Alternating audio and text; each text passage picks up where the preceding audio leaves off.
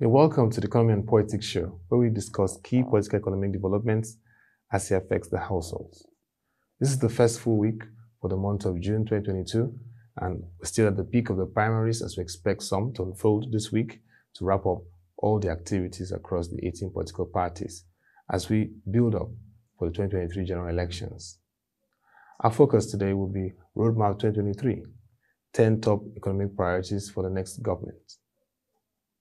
Before we begin the conversation, let us give a recap of the key socioeconomic stories from last week. The Federal Inland Revenue Service stated that it will commence the enforcement and recovery of remitted tax deductions owed by states and local governments in Nigeria. The decision was contained in a public notice signed by Executive Chairman Mr. Mohammed Nani. Also last week, the federal government announced approval of the Nigeria-Morocco gas pipeline deal. The Minister of State for Petroleum Resources, Mr. Timothy Silva, disclosed this at the end of the weekly Federal Executive Council meeting in Abuja. If you're joining us, it is the Economy and Politics Show, and our conversation today will be Roadmap 2023, top 10 priorities for the next government. Like we said, even last week, we saw some developments in the primaries, presidential primaries, which unfolded candidates from top political parties. That will continue this week, and we will be seeing the unfolding of presidential candidates across the other parties. And that's why today we'll be looking at the top priorities for the next government, and of course, that will be saddled with whoever emerges as the next president. The first one is national economic planning. One area Nigeria has not achieved consistency and commitment is national development planning. Historically, it started off very well ahead of countries like Brazil and India, but veered off in the late 80s and 90s. With the recent 2021 to 2025 National Development Plan, there is an opportunity to get it right in executing the details, which can stabilize economic growth and lead the country to the path of economic development. But the concern is, will the next president jettison it and truncate another cycle of national planning? That is a major concern. The second is completion of national infrastructure projects. The current administration has undertaken several critical infrastructure projects which cover roads, bridges, rail, and power. Some of the key projects include the Lagos-Ibadan Expressway, the Second Niger Bridge, and the Mambila Power Project. For some of them, government has even borrowed to fund the project, and there are uncertainties if they will be completed before May 29, 2023. If these projects are completed by the timeline, will the next president be committed to them, or will he or she delay, review, or even abandon the projects? The third is the systemic anti-corruption framework. The recent signing into law of the Anti-Money Laundering Bill has strengthened the framework for tackling corrupt practices in the public and private sector. This means that the Economic and Financial Crimes Commission and the Independent Corrupt Practices and Other Related Offences Commission will have the required backing to do their job. But will the next president adopt a systemic approach to anti-corruption that respects the rule of law and emphasizes the strength of institutions? But number four, the need for a level playing field for the private sector.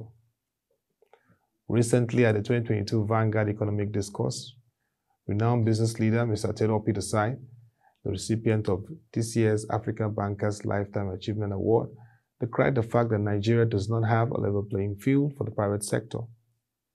It seems the system is rigged, according to him, and this again is a big concern, particularly in the area of the foreign exchange allocation, waivers, and even license approvals.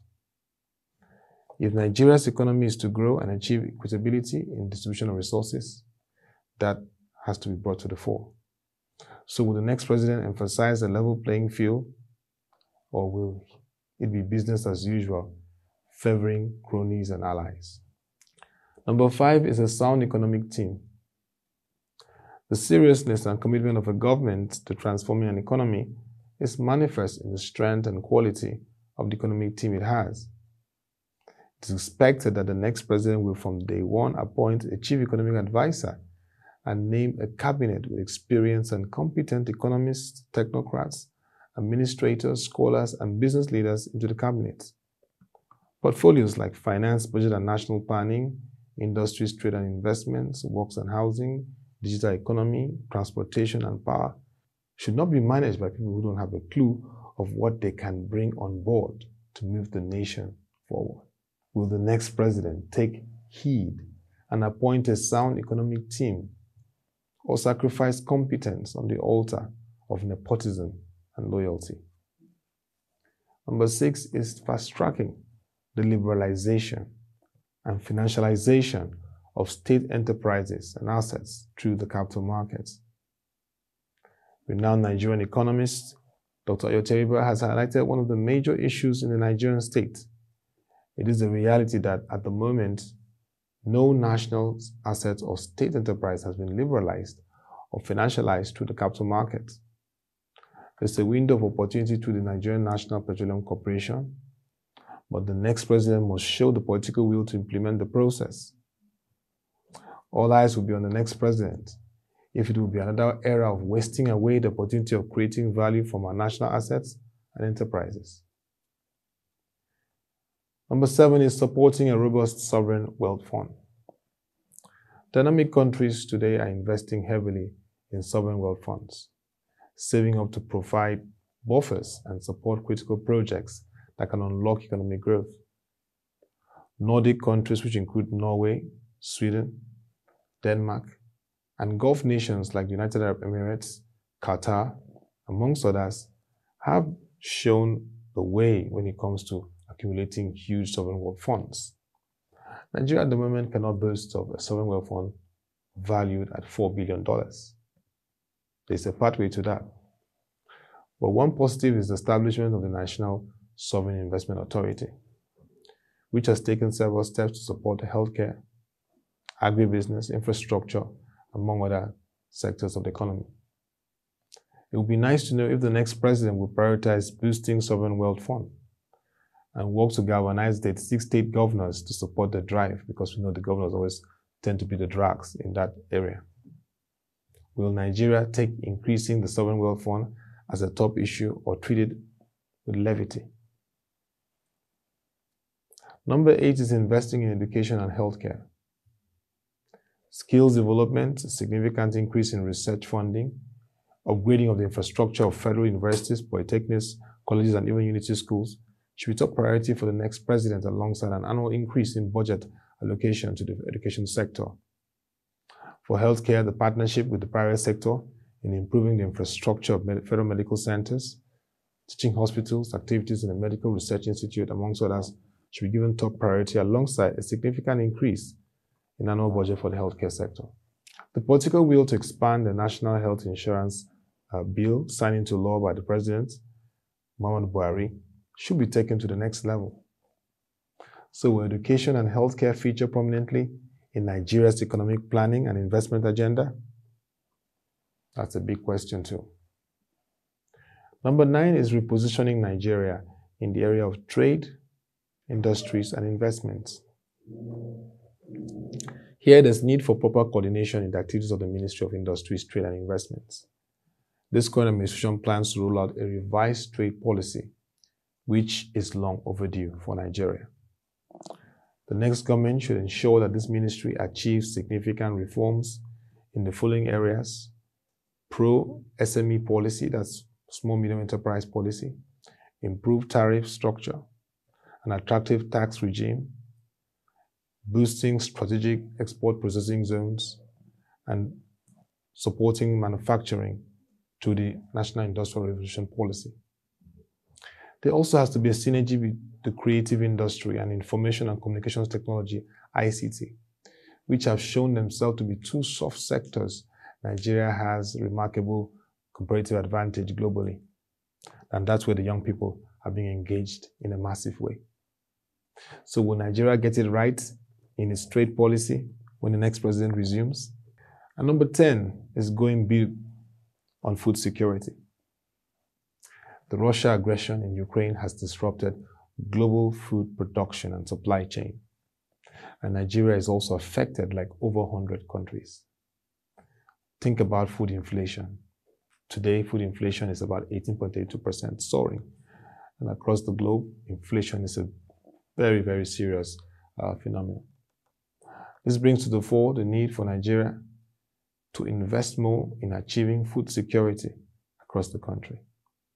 The recent $1.5 billion agricultural stability support from the Africa Development Bank for African nations should be assessed and utilized effectively by Nigeria to boost food production, storage, logistics, and funding for the value chain. There needs to be synergy across the value chain, and the reintroduction of the e-wallets, the plans to establish an agro-processing zone across the country, the drive for agro to export value, and a vibrant commodities market is key for the agri sector. But most importantly, all stakeholders in the agricultural sector needs to work together to address the challenges, to ensure that from the farm to the fork, there is synergy. Logistics, financing, storage, all those issues need to be addressed. So, is Nigeria going to get it right in achieving food security across the value chain? Hopefully, this will be a priority for the next president. As you all know, we are now in the election season proper. And this week we'll get to know the candidates for major parties like the All Progressive Congress. We'll also get to know for the African Democratic Congress, the Social Democratic Party, amongst other parties. For now, we know the candidates for the People's Democratic Party and the Labour Party and the All Progressive Grand Alliance. This will be part of the issues that will dominate conversations across board, because it's not just about politics. If you don't fix politics properly, the economy is affected. That's what an economist, Professor Tabu, has said. So, while people are discussing politics, ProShare will be bringing to you the dimensions from the economic and financial market perspective. And that is why these are part of the top 10 issues that should be on the front burner of discussions on what should the president, the next president, take up to move Nigeria's economy forward. And that will be all for this edition of the Economy and Politics Show. You can send your questions, views, or comments on our conversation today around Roadmap 2023, the top 10 priorities for the next government, to otobasi.abasekong@proshare.co. Also, follow us on our social media platforms displayed on the screen. And you can log on to our website, www.proshare.co, and subscribe, because we have stories, videos for you to watch and enrich your knowledge around the economy and the financial market. Thank you for being part of our program today. Until coming away next time, have a nice day.